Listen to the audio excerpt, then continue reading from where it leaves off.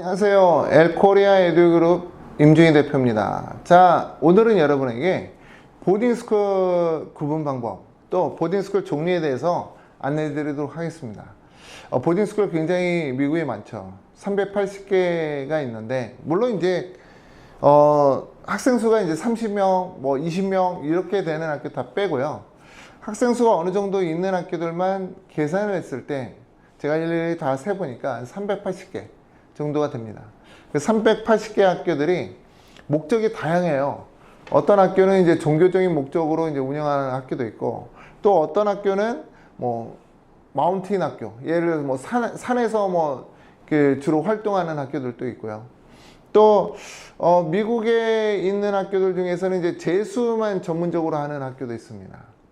그러니까 이제 뭐 PG 과정이라고 보통 얘기하는데, 그런 과정만 이제 운영하는 보딩스쿨들도 있고요. 그리고 이제 저학년 학생들만 공부하는 주니어 보딩스쿨들도 있고, 또 밀리터리 프로그램, 트럼프 대통령이 졸업한 그런 밀리터리 학교들도 있고요. 또 다양합니다. 종교 학교들도 있고 여러 다양한데, 저는 우리 학생들이 이제 주로 가는 학교들은 미국의 이제 명문 대학교를 이제 목표로 하지 않습니까? 그 학생들이 들어가는 학교 약 한 80개 정도가 좀 아카데믹성을 좀 갖췄거든요. 그 학교들을 저희가 이제 프랩스쿨이라고 보통 얘기해요. 컬리지 프랩스쿨이라고 얘기하는데, 저는 대부분 그런 학교로 이제 학생들을 이제 보냅니다. 여러분에게 제가 보딩스쿨 구분하는 방법에 대해서 좀 쓴 내용을 좀 보여드리고요. 그리고 제 생각을 추가적으로 안내드리도록 하겠습니다. 자, 낭독하겠습니다. 미국 보딩스쿨 찾기, 학교 구분 알아보기. 미국에는 약 380개의 보딩스쿨이 있다. 이들은 아이비리그 또는 명문 사립대학교 입학을 목표로 하는 학교들, 데이스쿨이나 외국인 학생의 편의를 위해 학교 내 기숙사를 만들어 운영하는 학교, 그리고 특수 목적을 위해 운영되는 학교들이 있다. 아래와 같이 구분해 본다. 보딩스쿨 구분표. 톱20 명문 보딩스쿨. 아이비리그 진학률이 10에서 30%의 학교들. 화려한 시설, 다양한 프로그램, 우수한 학생들, 그리고 열정 있는 선생님들이 함께 있음. 단점.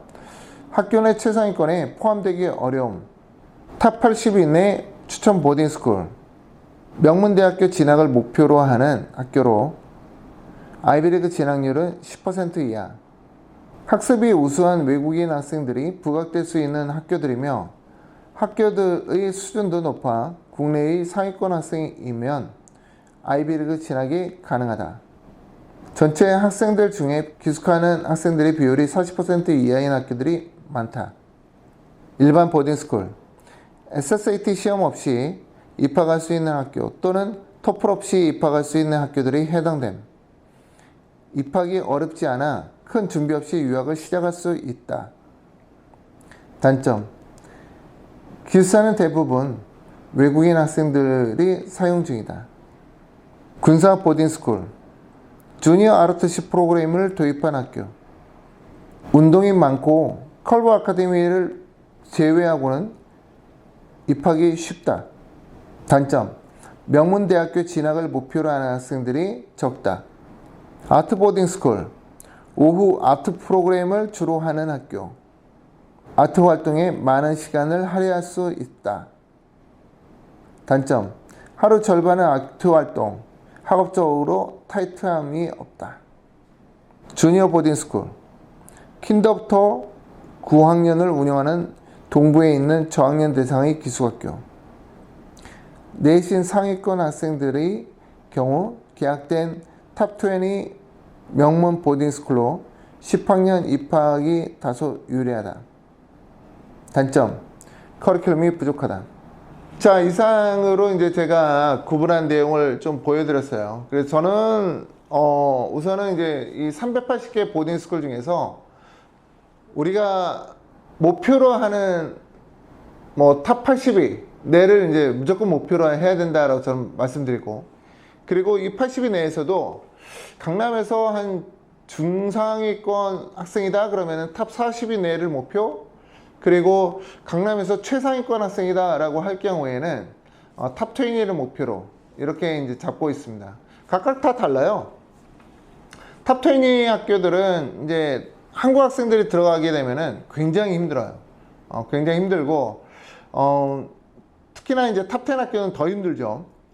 학생들이 그 학교에서 최상위권에 올라가야 힙스, 하버드, 예일, 프린스턴, 스탠퍼드를 이제 노려볼 수가 있는데 대부분 그렇지 못해요. 그래서 탑 20를 졸업한 학생들 중에는 제가 보낸 학생들이 아니라 제가 만난 학생들입니다.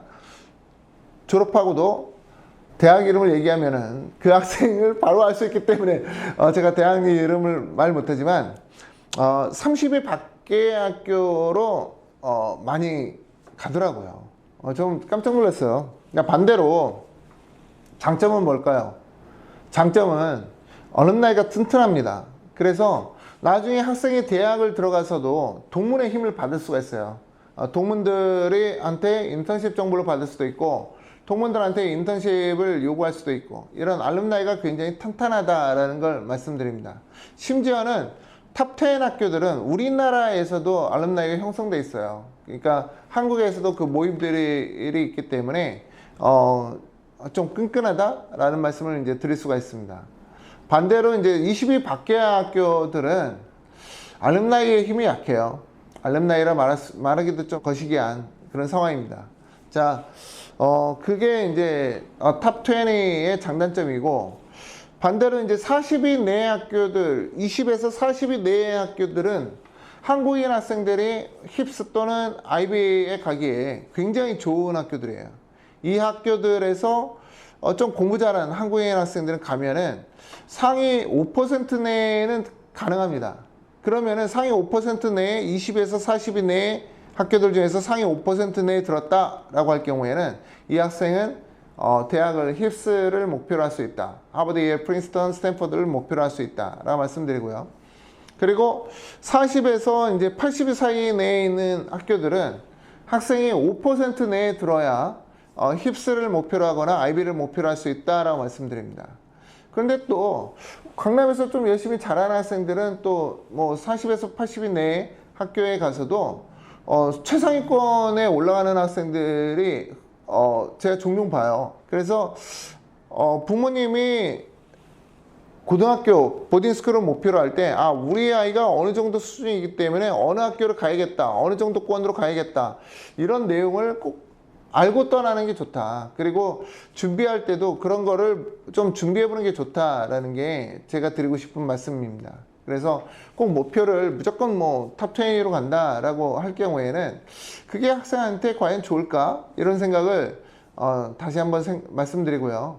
그리고 이제 이런 아카데믹한 학교들이 아니라 좀 특수 목적의 학교들 있죠. 뭐 주니어 보딩 스쿨이나 또는 이제 뭐 밀리터리 스쿨이라든가 또는 이제 뭐 아트 스쿨이라든가 이런 학교들은 제가 또 방문 상담 오시면은 제가 자녀분이 어느 길로 가야 되는지 확실하게 제가 안내 드릴 수가 있고요. 오늘은 제가 일반 보딩 스쿨, 즉 우리가 소위 말하는 이제 프랩 스쿨에 대해서 좀 안내 드렸습니다. 다음 시간에 또 다른 내용으로 안내 드리도록 하겠습니다. 감사합니다.